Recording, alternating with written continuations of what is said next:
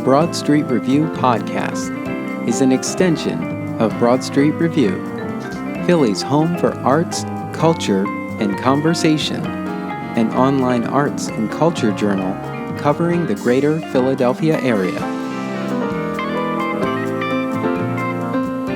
I'm your host, Darnell Radford. Today on the podcast, Bronx-based sculptor Michael Ferris talks about his first East Coast exhibition at the Center for Art in Wood titled Extra Human, The Art of Michael Ferris. Here is my interview with sculptor Michael Ferris.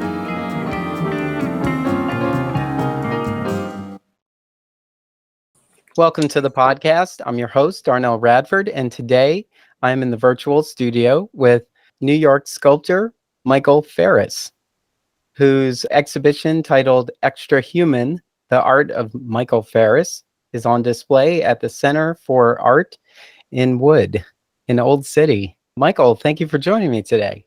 Thank you for having me, Darnell. I'm always curious to know everyone's background, how you came into art. So tell us a little bit about Michael Ferris. Well, my background is my parents are artists, and that's most likely how I became interested in becoming an artist myself. Went to school for art. I went to school for painting, and I eventually, actually, at my graduate school where I was getting an MFA in painting, I started making sculpture. The sculpture I was making wasn't connected with the program I was in initially at all. It was sort of something that I created these sculptures at night after I was finished with my schooling. I went to school at Indiana University in Bloomington. So when I was finished with my schooling, I'd go home and I would start working on these sculptures. And I didn't have any actual training in sculpture. However, I just became interested. There was a lot of wood to be found. There was 2 wood shops at Indiana University, and students were making projects and discarding a lot of wood. And so I started collecting this wood, and I started making large sculptures out of this reclaimed wood. And as it turned out, that was really what my master's degree.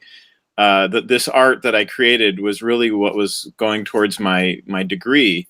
I made paintings, I made drawings, so my final show had a lot of different things in it, but it was really the sculpture that really captured my interest the most. And so my final show at Indiana University had sculpture in it, and my professors, they hadn't really seen this sculpture before. I had shown it once in a critique at the very end of my time at Indiana University, and this was the first time they'd seen it, and they liked it. They were positive, so that was a good experience. But that's really how I started making sculpture. I think it's great to hear that you started out as a painter, and then working on your MFA really started to kind of hone in on your focus, because there's so many artists right now who are thinking about what they've been doing for the past 5 or 10 years, and having a moment like we're in right now, either rethinking what they're doing or kind of going back to the drawing board with everything they know and kind of putting it together to figure out what the next steps are. Yeah, I think with the pandemic, from what I understand, I've heard this several times. A lot of artists, since they really for a long time couldn't leave the house, or maybe a lot of their jobs became virtual jobs. They were at home a lot, and so they felt the freedom to try different things, different from what they were, different kind of work than what they were making before. So in a sense, I think a lot of artists have sort of experienced, this change in focus with their artwork and their art practice. It's actually it's a really interesting thing that has come out of the pandemic, because I meet and talk to a lot of artists who really have they have like their pandemic body of work. You know, they have their work that they did the last 2 years during COVID, and in some cases it's radically different than what they were making before. So Hmm. it's really interesting that artists have had the freedom, felt that they had the freedom to create something quite different, and that the pandemic allowed them that freedom. Yeah. Do you think there was something that was amiss in earlier education, or is this the process of how life moves that artists are finding other ways to sort of tap into their creativity, using whatever was their priority, as the foundation? Well, I think that sometimes art school, maybe any kind of school, there's a certain kind of dogma that occurs, and sometimes artists feel that they have to make a certain kind of art, and Mhm. it's not necessarily connected to what their real interests are. And so maybe that's something that has happened, where when artists are all of a sudden separated from whatever it is that is telling them who they are, they can all of a sudden start to make something that perhaps they wanted to make all along in the first place. I think that's a real possibility. Yeah. uh, it's like, you know it's the whole reason you set out to be an artist. Right, a kind of freedom, a kind of creative freedom.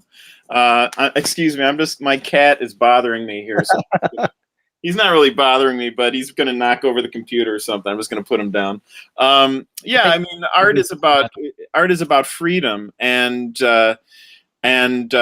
sometimes I think that certain art methodologies, certain art conceptual ways of thinking, perhaps that's not exactly what the individual wants to create, but for whatever reason they just decide that that's what they have to do because of maybe the academic program that they are connected with. So I don't really know. I'm not exactly sure, but that's a real possibility as to why all of a sudden many artists are radically changing what they make during this time. Yeah. And that education is a foundation. It's not a, you don't really, you walk out with a diploma, you don't walk out with a job title. Yeah, exactly. Yeah. Yeah, so I think it takes a little bit more time to it probably takes a little bit more time to realize that, oh, wait a minute, I could be the best, I could be the most energetic, person in retail if I had a background in theater, for example. You can use your skills in fine art to put something together that is not art per se, like not on display as art, but ends up being something very functional that that really changes someone's life. But it's all creativity. Yeah, absolutely. I think the word creativity is a great word because it's a very open word. It can Yeah. mean many, many different things, and it exists in many different forms. Businessmen who you wouldn't think are creative are some of the most creative people. Hmm. So sometimes, not all the time, but it doesn't necessarily mean that they lack creativity because they are in that particular business. Creativity is a great word, and it's a very freeing word, and it allows. It's it, it I think it's considered kind of a simplistic term, but I don't think it is at all. It's really something that frees your mind and allows you to experiment with different ways of making artwork and different ways of being. Yeah, yeah, definitely. So tell us about Extra Human, the art of Michael Ferris. It's a show. It's a show that occurred. The curator, her name is Suzanne. She contacted me for a show, and she was interested in showing my work at the Center for Art and Wood in Philadelphia.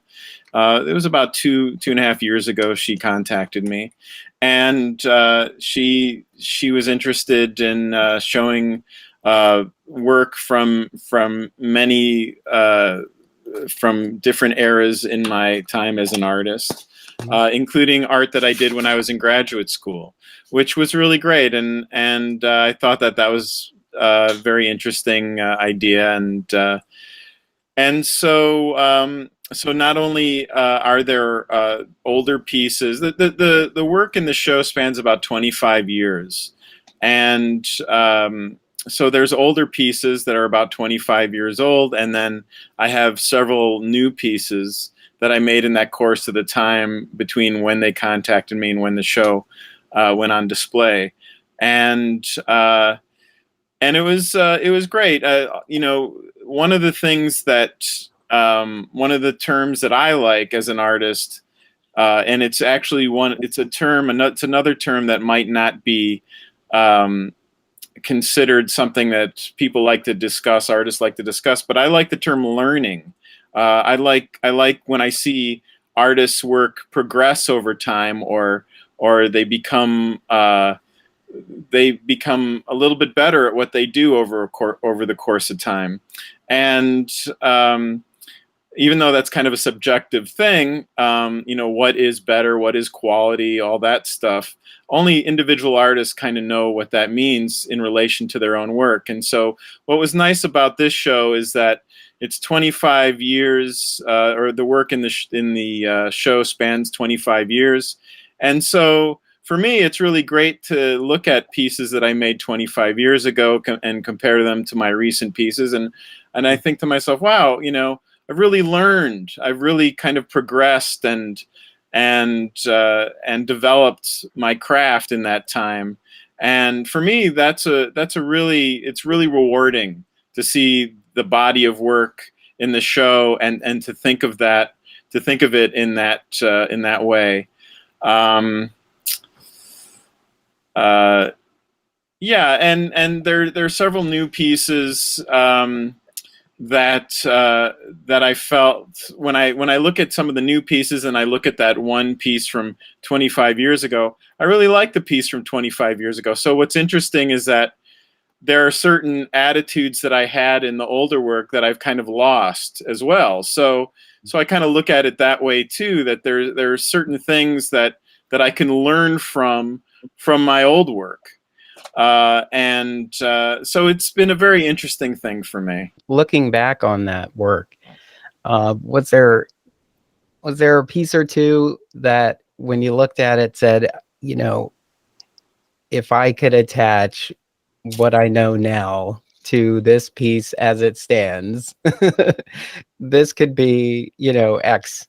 Have you had the urge to sort of return to any of these pieces in terms of they're not finished and continue working on it? Or are you looking at them clearly as where they are, this is where it is, and I'm on to the next? I definitely, when a piece is finished, it's finished. And I mean, there have been times that I have worked on sculpture for a long period of time when I've decided that the piece that I'm working on isn't finished, and I put it down, and then I return to it later. But once the piece is finished, it's complete, and I let it be.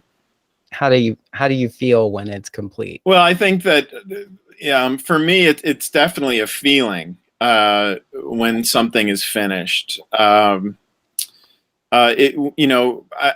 I said, I've learned things over the time that I've made these sculptures. So a lot of my decisions as to when something is complete has to do with if I look at the piece and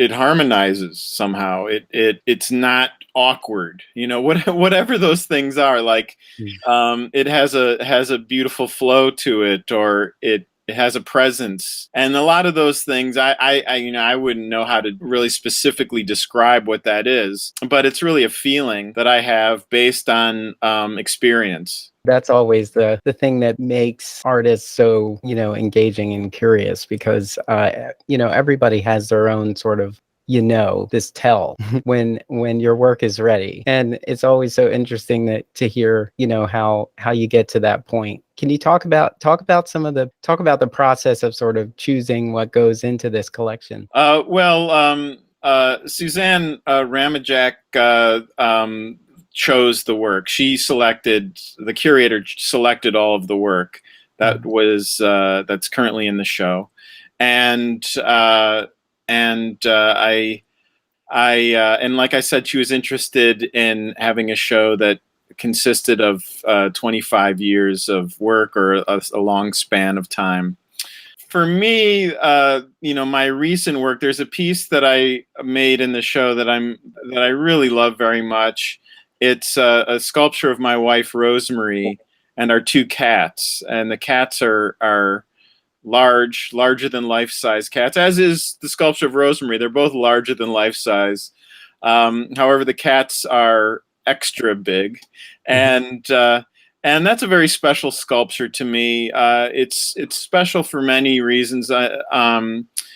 You know, there's the feelings behind. I mean, the sculpture of my wife and our two cats, I consider that a sculpture of my family. We don't have any children, so I think of it as kind of a family portrait in a way. So I feel very very personally close to the piece and the ideas behind the sculpture. But also, the piece, I was really quite challenged with how to make the sculpture. It definitely went beyond anything that I had made before. So it was a challenge, and it really had a lot to do with the pose of the Rosemary. The Rosemary sculpture is a full figure sculpture. Like I said, I'd say it's about 20% larger than Rosemary herself, and with that piece, I really wanted to give her pose a lot of grace, and a bit of a contrapposto feeling.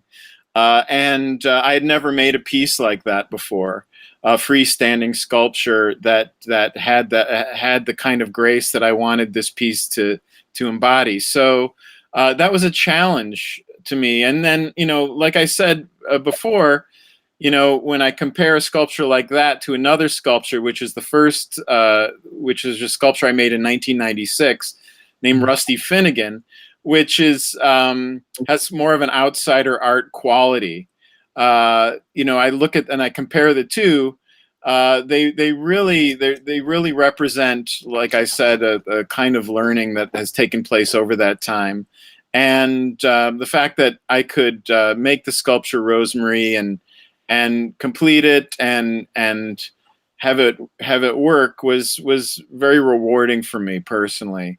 And then, you know, the feelings of behind the sculpture, the feelings that went into making the piece were very powerful for me. So I wanted to make the piece as good as I could make it. I just wanted to make it just everything I had as an artist, and everything, you know, everything that I knew as an artist, everything I had.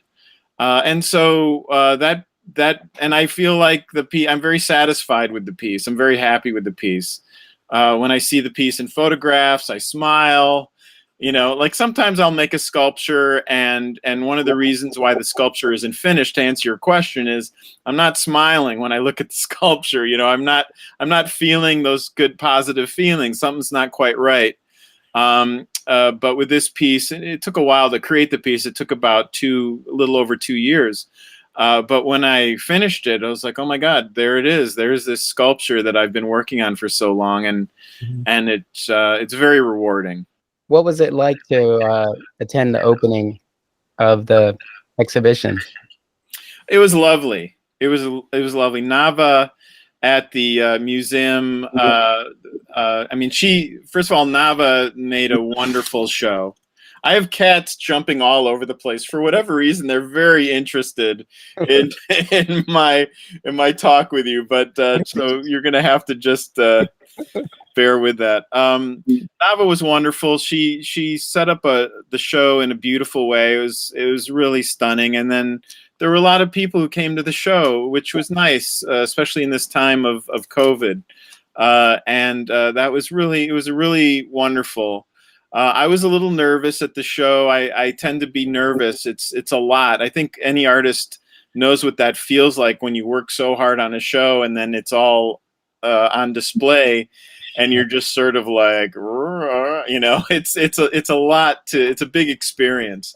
So I was a little nervous, but it was a positive sort of nervousness. It was an excited kind of nervousness, and I was really happy with the reception. It was a wonderful thing. Yeah. Are you planning to pop in and out on the exhibition? Yeah, I stopped by. I think maybe it was a week or 2 weeks ago. I took a few photographs of the show, and I plan to return. I have some family who are going to visit the show, so I might return and be with them while they look at the show. Yeah, it's up until late April, so it's got a nice long run, which is really great too. I'm really happy and excited about that. And it's like I said before, artists when an artist makes a show, it's a kind of an emotional thing. There's a lot that goes into a show, and when it's on display, it's a little surreal. Like when the work is finished, that feeling is a little odd, especially if you've been working on something for a very long time. So yeah, returning to the show and looking at it is a rewarding experience. It's really a lot of fun, and I'm gonna take my other cat now, and I'm gonna put him down because he's very interested in everything. It sounds like they're getting a lot of work done behind you. Yes. Oh, they're great. I feel like cats want to present in every virtual meeting. You know what? Are you at a meeting? I have 5 minutes. Exactly. They want their camera time, Can you talk about what's inspiring you right now? Like, what are you doing artistically at this point? I started some small sculptures, some portraits. The pieces in the show are larger than life size, and so I've started some pieces that are just life size, and I'm trying to I guess the term would be just try to make the pieces.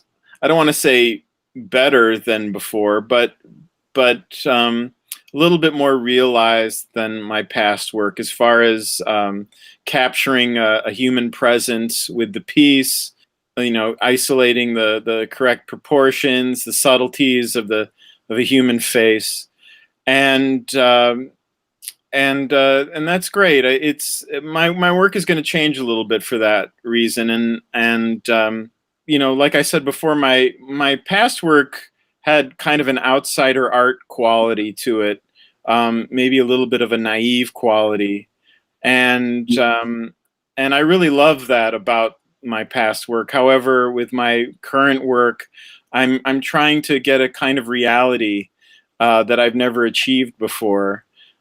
So that's really my focus now with the work that I'm making. How do you continue to learn about your craft? I look at great art. I look at the great masters of art. I love Rubens. I love Bernini.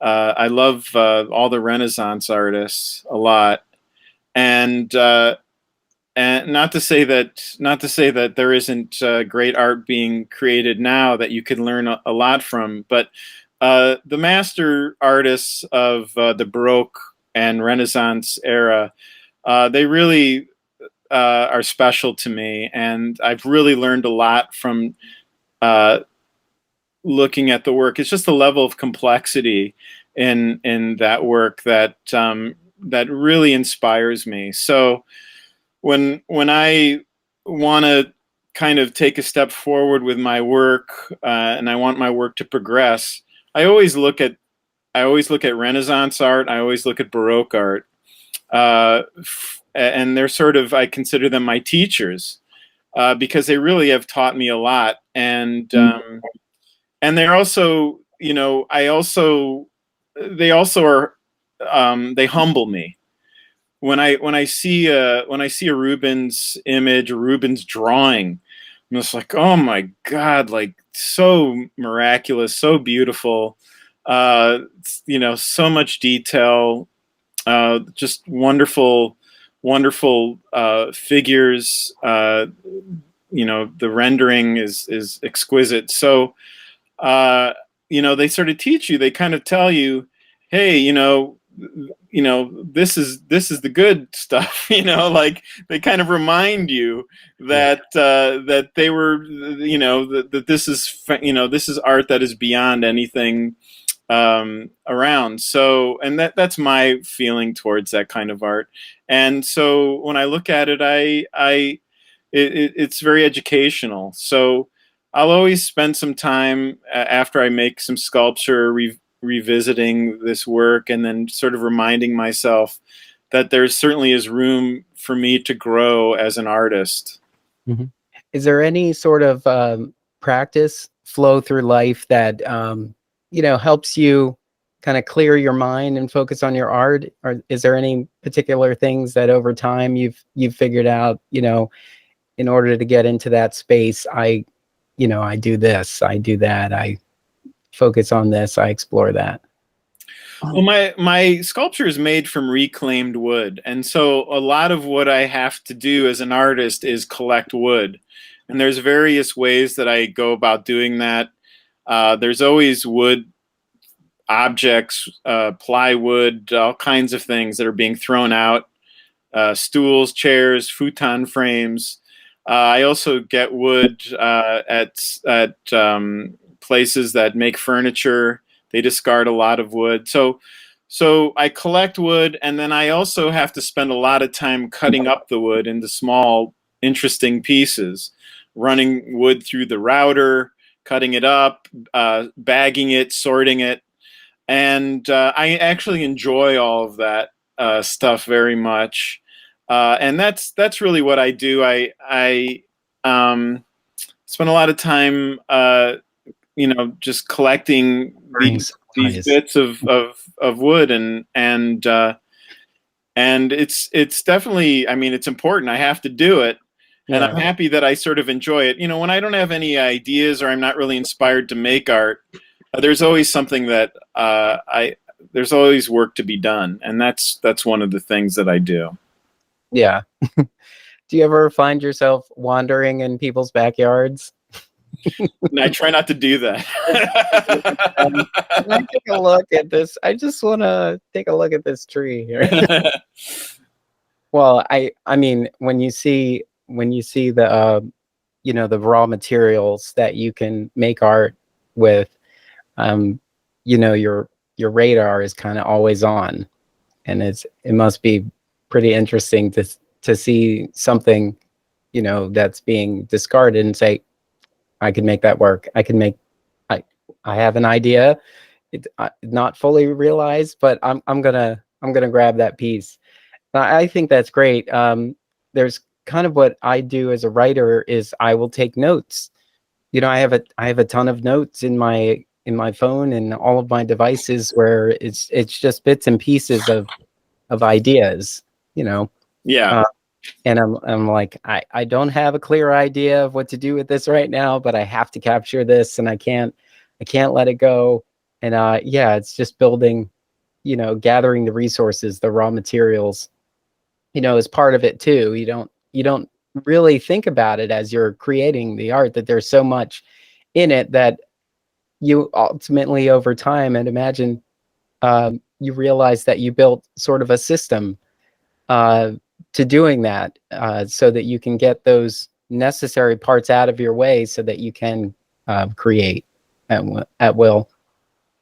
Yeah, and my wife Rosemary, she's very good at we're driving along or something. She's very good. She'll go, wood. That's her big thing, wood, and she'll point. I'll pull over, get the wood.